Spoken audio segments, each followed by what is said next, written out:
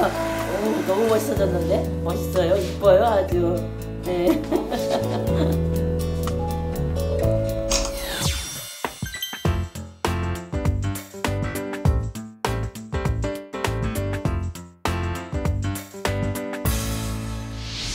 뒤돌아서서. 뒤돌아서서. 네. 서서. 어이씨, 팔 올려. 안녕하세요. 안녕하세요. 그래요. 네. 안녕하세요. 네. 안녕하십니까. 네.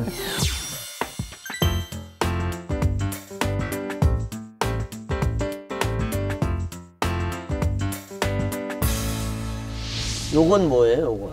컴퓨터와 연결을 할 수도 있고요. 아니면은 그냥 제가 이렇게 뭐 문서를 열람하는 것처럼.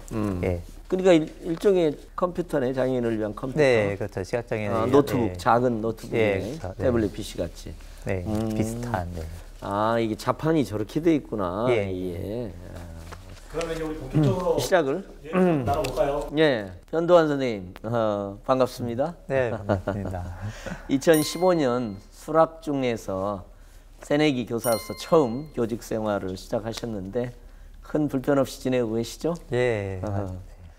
얼마 전 그 2018 동계 패럴림픽에서 신희연 선수, 우리 모두가 잘 아는데 우리나라 최초의 금메달을 따서 정말 온 국민을 행복하게 해줬습니다. 그 감동이 아직도 이렇게 살아있는 느낌인데요. 저도 장애인, 비장애인 통합교육에 헌신할 수 있어서 더 뜻깊은 2018년이라고 저는 생각이 듭니다. 네, 동계 패럴림픽에서 그 문화적으로 장애와 비장애가 통합되는 그런 뜻깊은 순간을 보았는데요.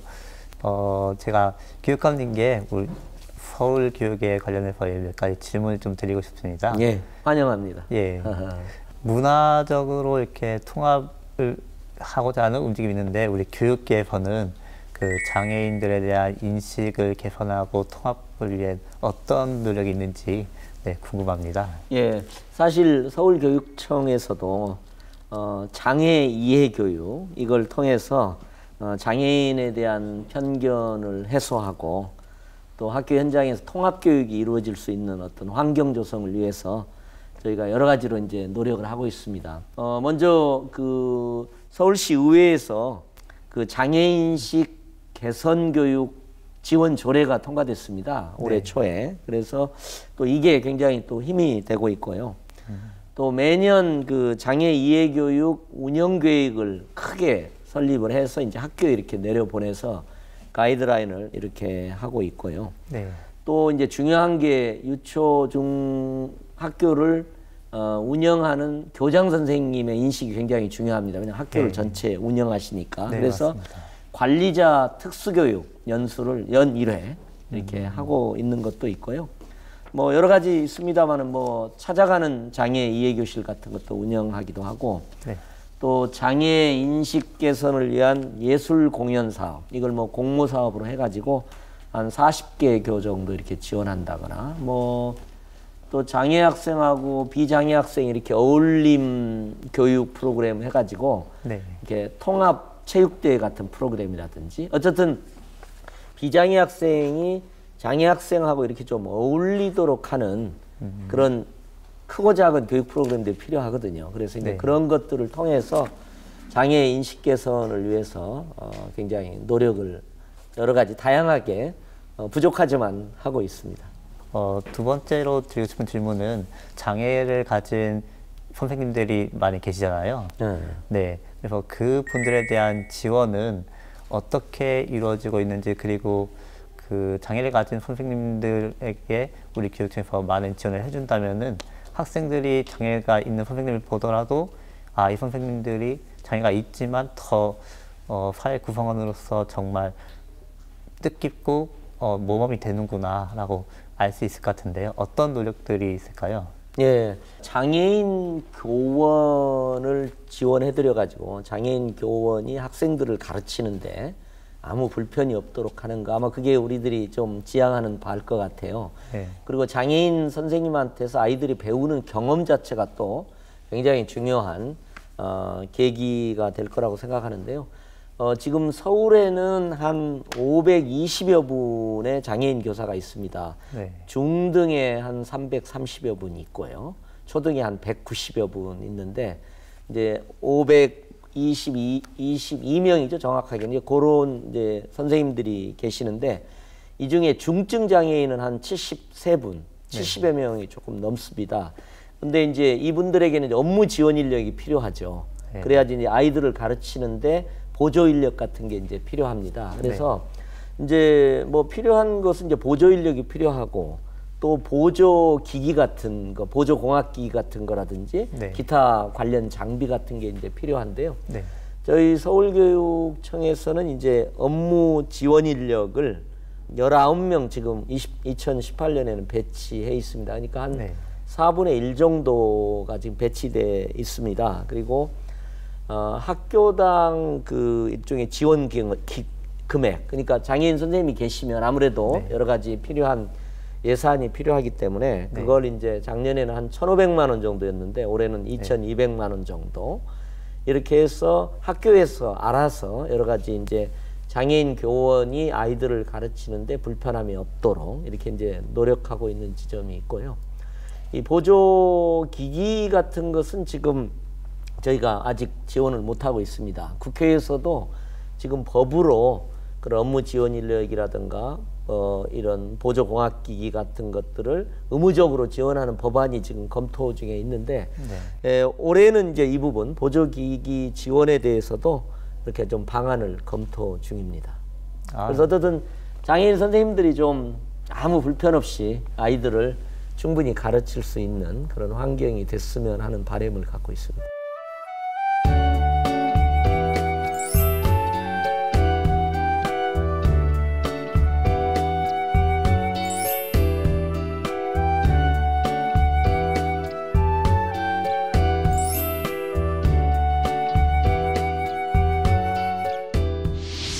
세 번째로 여쭙고 싶은 것은 우리 학생들은 성인으로 성장하면서 사회 구성원으로 나가기 위해서 직업을 생각할 텐데 그런데 안타깝게도 장애인 취업률은 안타깝게도 아직 낮은 수준이라고 알고 있습니다. 그래서 이 부분에 대해서 우리 서울교육청에서는 그 장애인 학생, 장애 학생들의 취업이나 직업 교육에 대해서 어떤 비전과 노력을 하고 있는지 궁금합니다.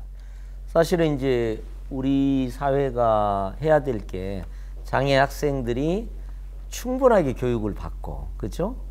그리고 직업 능력을 획득해 가지고 사회로 나가서 직업인으로서, 독립적인 직업인으로서 이렇게 살고 또 그에 상응하는 일정한 월급이나 소득을 받아서 독립적으로 생활할 수 있는 정말 환경을 만드는 게 굉장히 좀 중요할 것 같아요. 그런 점에서 이제 말씀하신 장애 학생의 직업 교육도 대단히 이제 중요합니다. 그래서 1차적으로는 이제 특수교육 대상 학생들의 직업 교육을 위해서 일반 학교에도 이제 특수학급이 있으니까 그걸 위해서 이제 직업 교육 그 활동 운영비 같은 것들을 특수학급이 있는데 특수학교가 있는데 이제 지원하고 있고, 일단 기본이 학교에서 직업 교육을 할 수 있는 어떤 예산 지원이 일단 필요하고요.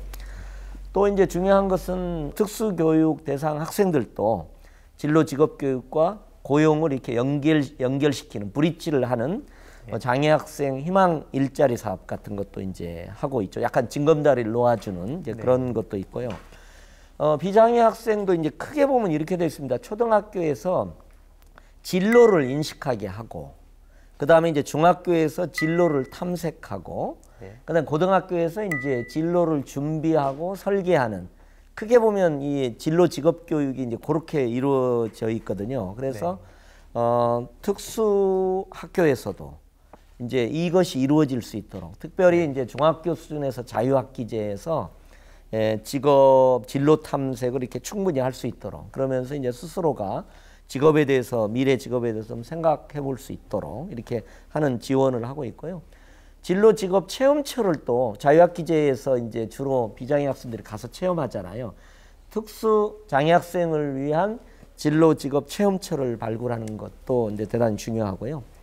그리고 이제 아무래도 그 통합형 직업교육 거점 학교를 한 6개 학교쯤 만들어서 네. 이게 거점에서 이 장애 학생들의 이게 직업 훈련의 허브 역할 같은 걸 이렇게 하게 한다거나 이제 이런 것들도 이제 하고 있고요. 하나 제가 이게 기억하실 것은 이게 동대문에 있는 성일중학교에 그 장애 학생들의 직업능력 개발 센터를 하나 만드는 걸 가지고 홍역을 치렀던 일이 있어요. 네. 그래서 그게 이제 서울의 발달장애 학생들을 위한 일종의 직업훈련센터입니다. 네. 그것도 이제 주민들이 반대해서 제가 또 여러 가지 곤욕을 치르면서도 궁극적으로 이제 설립을 했는데요.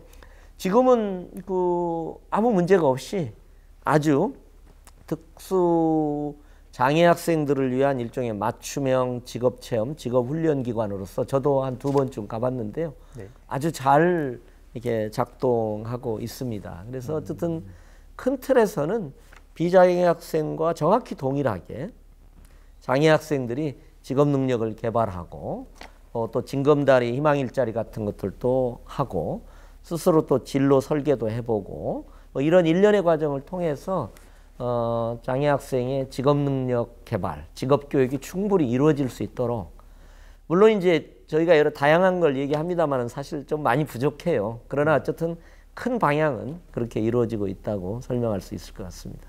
네, 그러면 마지막 질문을 드리고 싶은데요. 장애를 가진 학생이 있고 장애가 있는 교사가 있는데 그런 분들이 학교에서 생활을 하다 보면은 그 환경이나 시설에 의해서 그렇습니다. 예, 곤란을 겪는 경우가 종종 있는데요. 이 부분에 대해서는 우리 교육청에서는 어떤 계획을 가지고 있는지 궁금합니다. 예, 사실 이제 그게 좀 예산이 많이 들어가고 굉장히 중요한 문제입니다. 그러니까 신축하는 학교는 아무 문제가 없습니다. 법적으로도 그건 의무적으로 해야 되고요. 그러니까 신축하는 학교, 개축하는 학교의 경우는 장애물 없는 일종의 생활환경 인증, 그 인증을 다 받으니까 그건 뭐 큰 문제가 없고요. 문제는 이제 옛날 시설들이 문제잖아요. 예. 그래서 이제 저희가 2016년부터는 장애물 없는 학교 생활환경 조성을 위한 기본 계획을 세워가지고 기존의 오래된 시설에서도 장애인들의 접근권들이 좀 보장될 수 있는 방향으로 이렇게 차근차근 이렇게 시설을 보완해가는 과정이고요. 이제 이런 면에서 이제 아직까지 조금 기존의 시설들의 부족한 점이 좀 많아서 네. 이제 갈 길이 좀 멀다 이렇게 이제 지금 판단을 할 수 있고요. 현재까지는 이제 예를 들면은 출입로라든지 화장실이라든지 이런 부분까지는 완비가 됐다고 얘기할 수는 있을 것 같아요. 그런데 이제 교실 간 이동로라든지 네. 책걸상 문제라든지 이런 면에서는 아직 조금 부족한 점이 있는데 궁극적으로는 어쨌든 장애인 친화적인 학교 시설이 완성될 수 있도록 이렇게 이제 노력을 하고 있다는 말씀을 드리고요.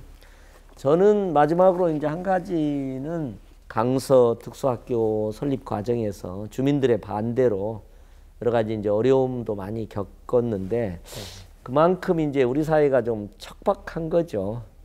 특수학교 하나를 지키기 위해서 이렇게 좀 진통을 겪어야 된다는 것 자체가 우리의 안타까운 현실입니다.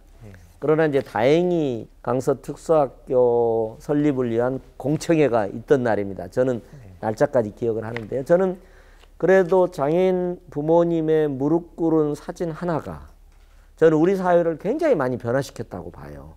아직도 갈 길이 멀지만 저는 그 사진 하나가 장애 학생, 특수교육, 특수학교를 보는 정말 많은 국민들의 감동을 이렇게 인식 개선에 굉장히 중요한 촉매제가 됐다 이렇게 생각을 하고요.